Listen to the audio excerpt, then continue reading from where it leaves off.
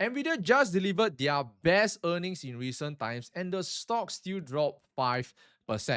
And if you think that was bad, you should take a look at Duolingo, where the stock crashed 22% after their earnings. And we also have Baidu, the China search engine, who is dying a slow death despite a massive share buyback.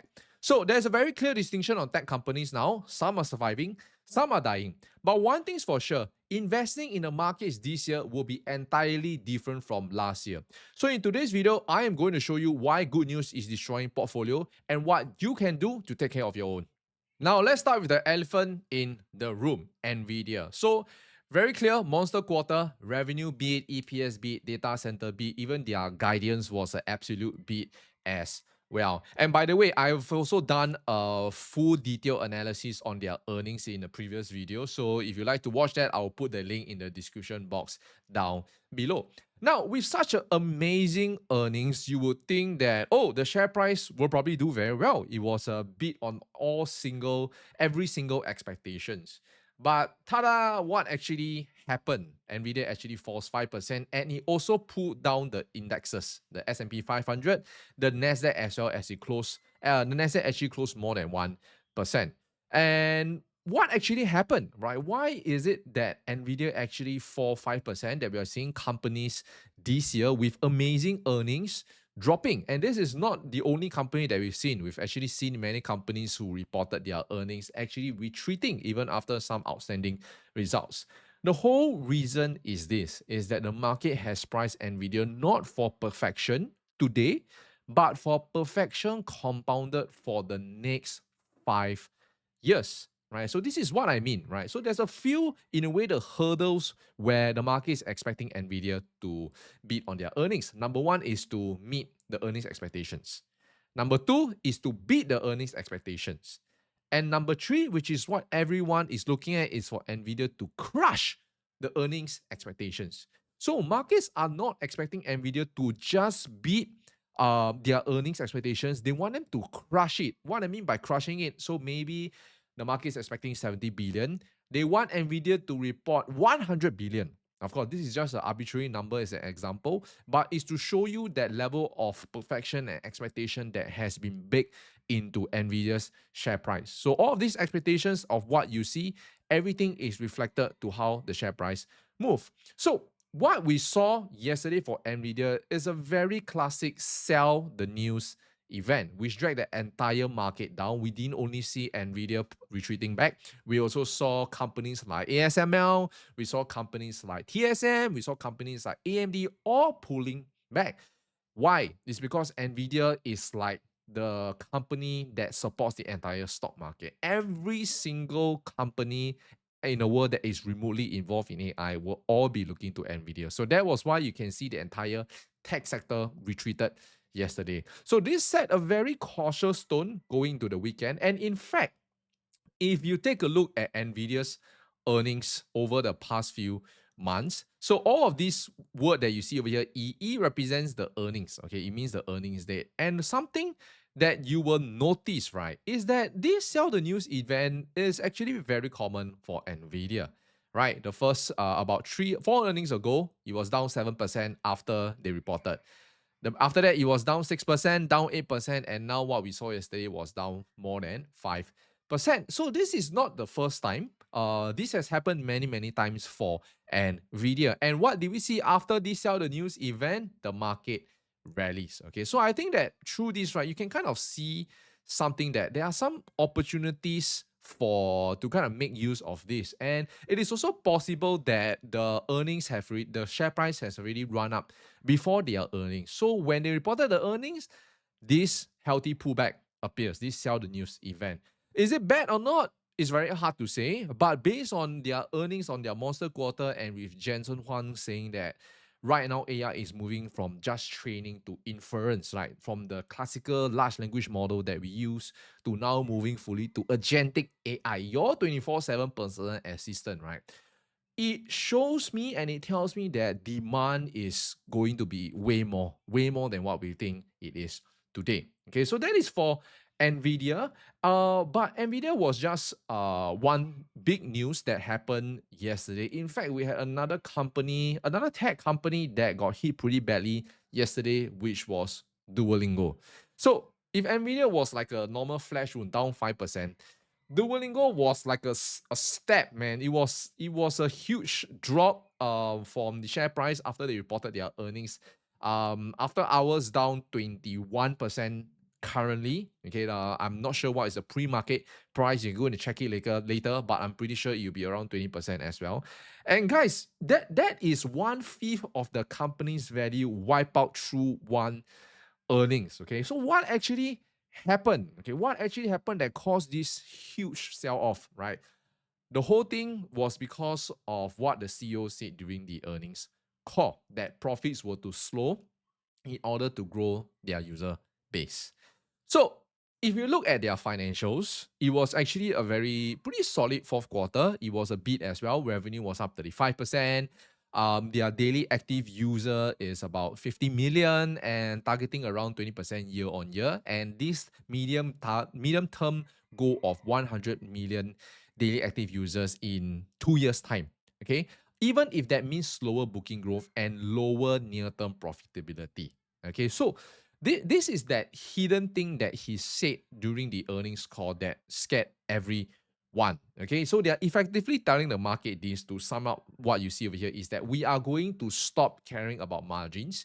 We are going to sacrifice on profits while we chase user growth. That means they are going to spend more to chase user growth.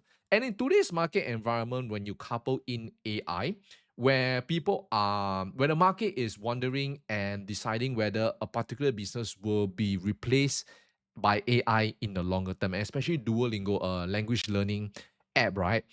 People are saying, hey, you can straight away learn from large language model to translate straight away. Why do you actually need the app to learn? Even though the app is fun, you gamify the language learning process, but is it really a necessity that people will subscribe to learn a new language, right? So you couple that with them being threatened by AI, and now them saying that they want to spend more on user growth and sacrifice profits, that scared the market because it's like two uncertainty at once. Is the spend really actually going to translate to actual user growth, considering that the AI threat is right there? That is that double whammy that their business in facing. And in today's market, investors want profitability. They don't want this promise that, oh, we will spend today, we'll get future cash flow. And this is why we saw that massive sell down. And until they can prove that their spend is actually going to attract new user growth, this is probably something you want to watch closely and not end up catching a falling knife. And you can see the business of how it has been threatened by AI. Less than a year ago until today, it is actually down 80% from its peak. Okay, just less than a year ago, this all-time high that you see was back in May 25, which is probably like 9 months ago, right? 10 months ago. And it has dropped 80% from there, right? So this is another example of how AI can actually threaten a business easily. That it's not only about the fundamentals, we have to think about the tailwind or the headwind pushing the business. Now, moving all the way to the east, out from the US, we have Baidu. Okay, Baidu is the mirror image of the US tech problem, right? And if you look at the valuations, if you do the evaluations, they are trading at absolutely rock bottom valuations. And they even announced a $5 billion share buyback, which is huge, guys. This $5 billion is huge.